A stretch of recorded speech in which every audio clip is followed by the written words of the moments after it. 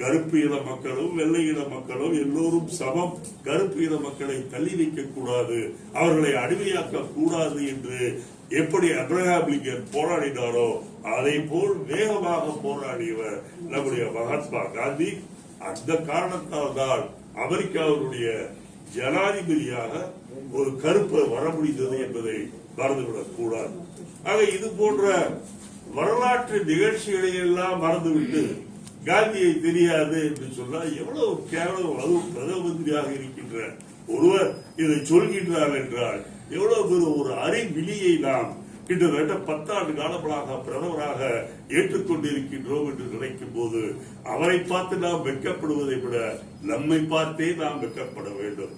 ஆகவே இந்த தேர்தலில் கண்டிப்பாக அவரை தூக்கி எறிவார்கள் என்ற நம்பிக்கையுண்டு. இந்தியாவிற்கு காங்கிரஸ் திமுக தலைமையில் இருக்கின்ற இந்த இந்திய கூட்டணி ஒரு நல்ல ஆட்சியை தரும் என்ற நம்பிக்கை வந்திருக்கிறது. முதல்ல இங்க வரும்போது ரேவேலில் நிக்க மாட்டேன், தோத்துருவோம், இங்க வந்துட்டாங்க. இப்ப அங்க போனோம்,